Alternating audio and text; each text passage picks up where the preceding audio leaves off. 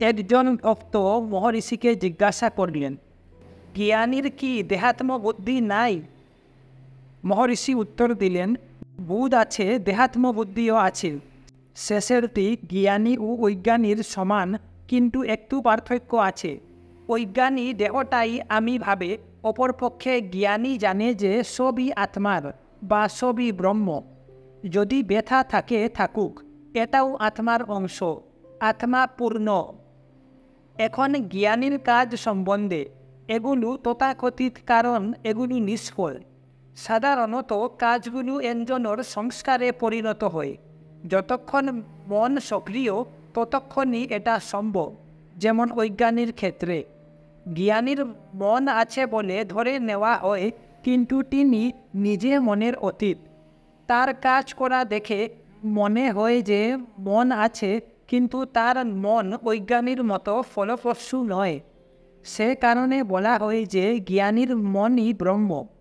ব্রহ্ম জ্ঞানীর মন ছাড়া আর কিছু নয়। সেই ভূমিতে বাসনা ফলপ্রদ হয় না। তার মন বৈন্দা, বাসনার ইত্যাদিতে শূন্য। যা হোক, যেহেতু তার ক্ষেত্রে প্রারব্ধ মেনে নেওয়া হয়েছে, সেজন্য বাসনাও আছে বলতে হবে।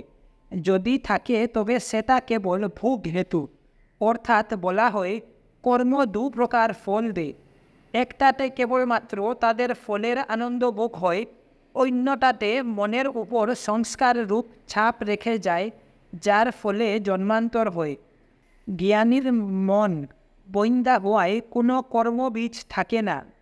তার বাসনা কেবল ভোগ হেতু কর্ম হয়ে ক্ষয় হয়ে যায়। বাস্তবিক পক্ষে তার কর্ম কেবল অজ্ঞানীর পক্ষ থেকে দেখা যায়। তিনি সর্বদা নৈষ্কর্মে থাকেন। তিনি শরীরটাকেও আত্মার অতিরিক্ত মনে করেন না। তার বন্ধন বা মুক্তি কী করে হতে পারে? তিনি এ দুটির অতীত। তিনি এক ক্ষণেও কর্মের দ্বারা বদ্ধ নন, কিংবা কোনো সময়ই হন না। তার পক্ষে জীবন মুক্তি বা বিদেহ মুক্তি কিছুই নাই।